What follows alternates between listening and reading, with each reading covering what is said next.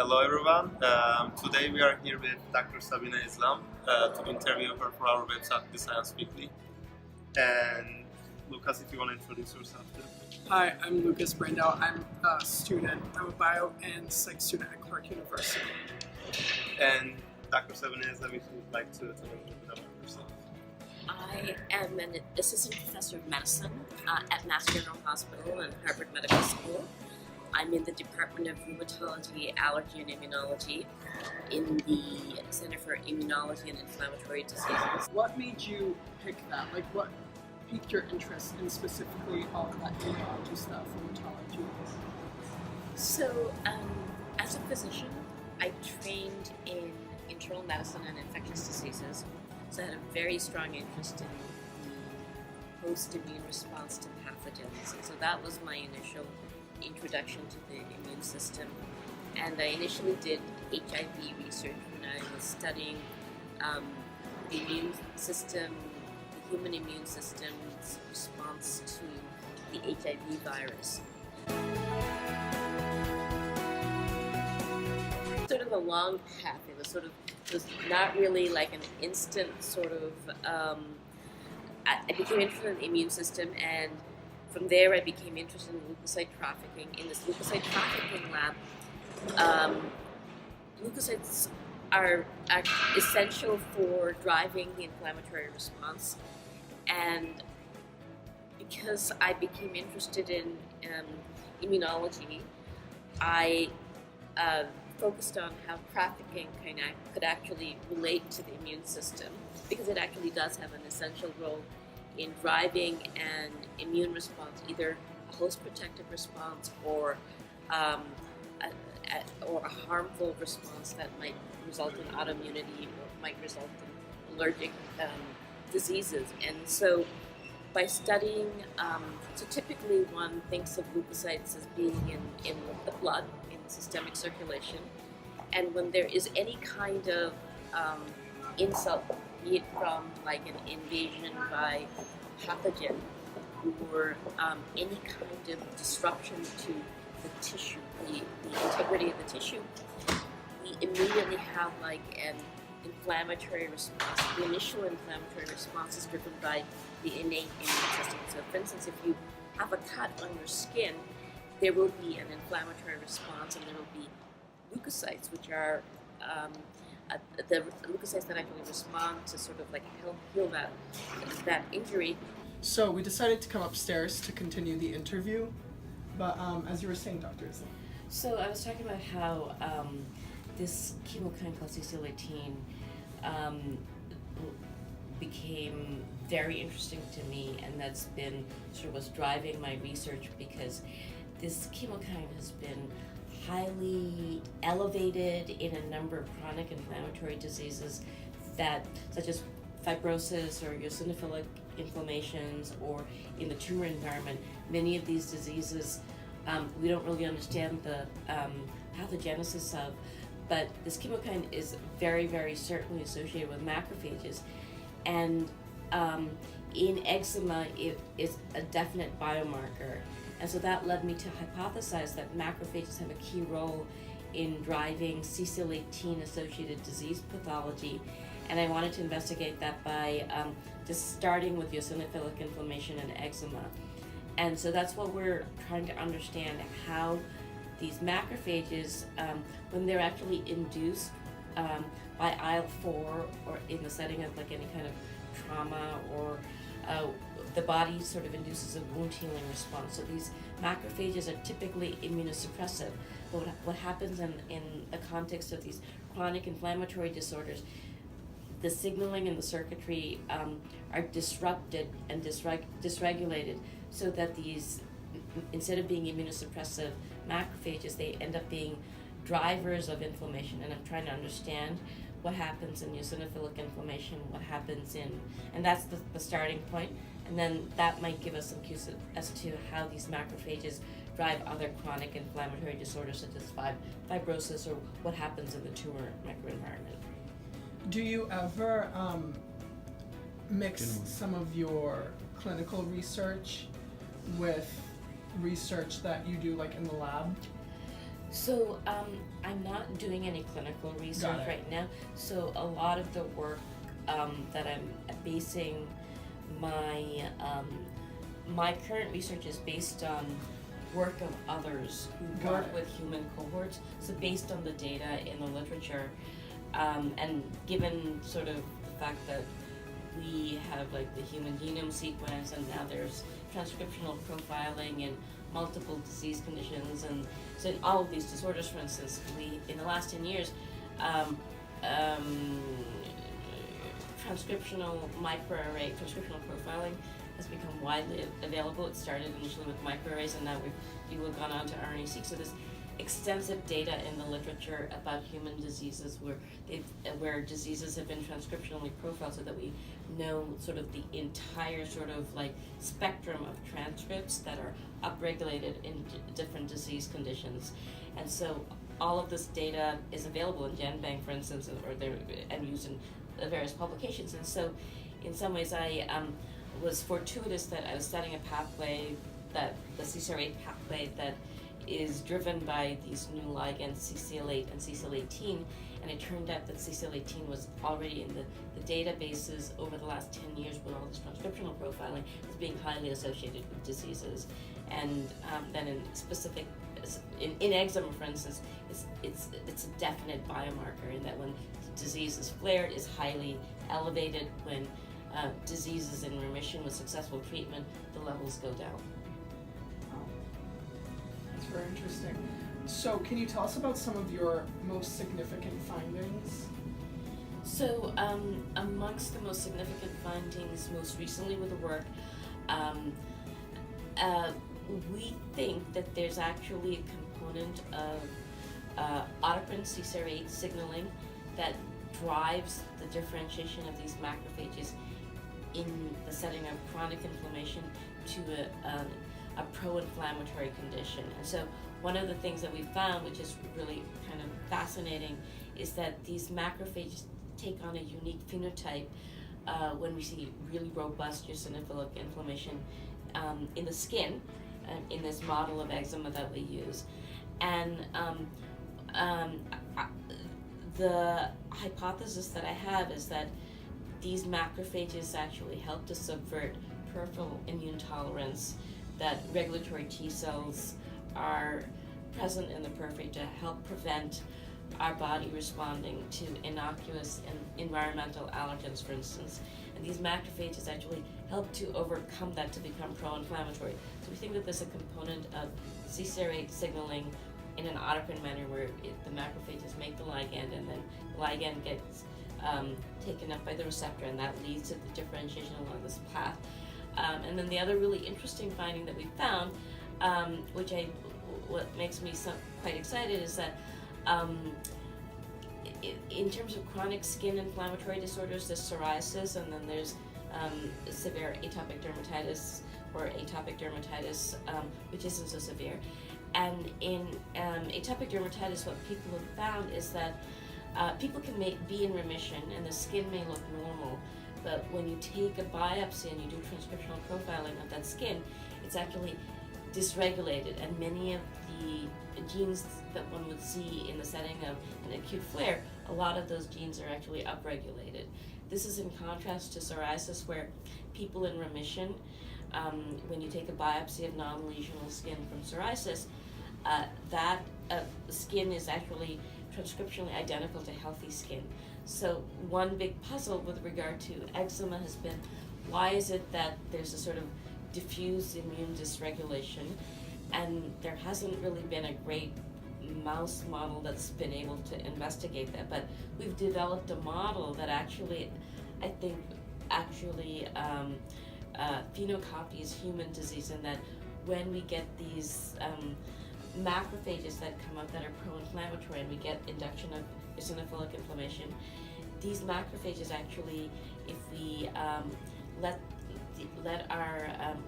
the animals rest in a space where they are not exposed to any inflammation or to any allergens, and let them rest for a couple months, we come back and we can actually find those macrophages, and we can find many of the genes that are dysregulated in immediately after we remove the allergen. And so we think that the model that we've developed is actually a great model for human eczema, and we're hoping to understand how. And so one of the interesting things is that we think that up till now there's been you know, as you guys know, there's been a great understanding of the adaptive immune system. That's how T cells and B cells have memory, so that's how vaccines work. And only in the last 10 years there's been an understanding that the innate arm of the immune system also has memory.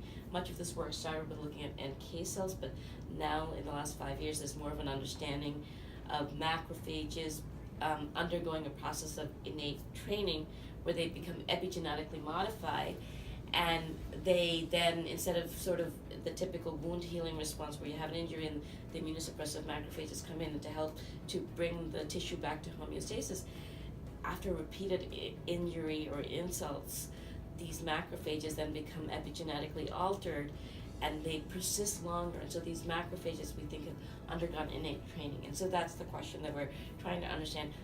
Why is it that 2 months after we've stopped the insult and the exposure to allergen, why are they still there? What are the mechanisms? Because the hypothesis is that these macrophages have undergone innate training. And are there other cells that are either innate cells or structural cells, such as recently it's been shown actually that in the skin, there's stem cells that actually after an injury can become epigenetically altered so that they are forever altered. And so that's basically some of the work that we're kind of like interested in right now. Those macrophages, are those localized to a specific They're localized in the way that we study the disease. We apply allergen to a specific spot, and those macrophages repeatedly, and the macrophages actually, we do like 3 different sensitizations that are 1 week long, and then we give like a rest period for 2 weeks. But it's absolutely crucial that at the onset of each round of sensitization that we induce some trauma to the epithelial barrier. So we do that with tape stripping, which is kind of like a sort of like a sit-in for scratching, which happens a lot in eczema, which then causes trauma. And so if you actually just apply allergen without inducing any kind of barrier trauma or barrier disruption, as we call it, the macrophages won't.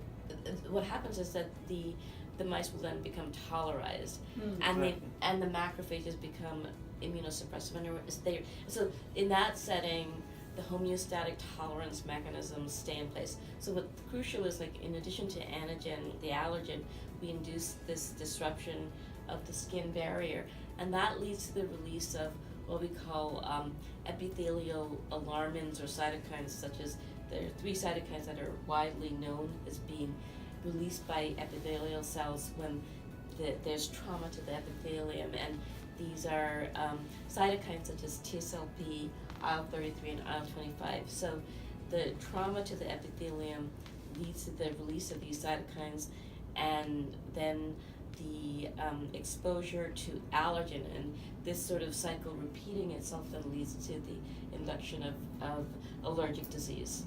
Eczema, for instance, or for asthma, we think that there's a lot of, like, the mechanisms are related to so the activation of Th2 cytokines and the Th2 inflammatory response, which is beneficial in the context of parasite infection. But what's been happening over the last few decades is that there's been a rising incidence of allergic inflammation, which is asthma and eczema in industrialized countries, and there may be sort of different sort of reasons in terms of diet, our environment, pollution, various things that perhaps allows us to become sensitized more readily to things that should not be activating our immune system. For instance, ragweed is something that we breathe in, or house dust mite is a common sort of environmental allergen that people are getting sensitized to, that leads to eczema or that leads to asthma. And what in all of these settings, it's repeated low grade exposure that leads to then initially often the development of eczema that goes on to then become asthma. And so many of the therapies that are targeted towards treating asthma or say severe eczema, people start with steroids, which are a broad immunosuppressive, which in many cases works. In many patients it doesn't work, say in steroid refractory asthma or steroid refractory eczema. And in this setting, people have actually focused on the cytokines and then the effector molecules that mediate Th2 inflammation to try to get these diseases under control. And so Xolair is a drug that's out there that's actually, it blocks IgE. There are drugs on the market that... Where do you think that was prescribed by? So if you had allergies, then that, yeah. So that's a way to actually get allergies under control. And so, and the nice thing about sort of these targeted sort of immunotherapies is that it doesn't broadly suppress the immune system. It's very targeted. So it blocks IgE. It might be blocking IL-5 itself.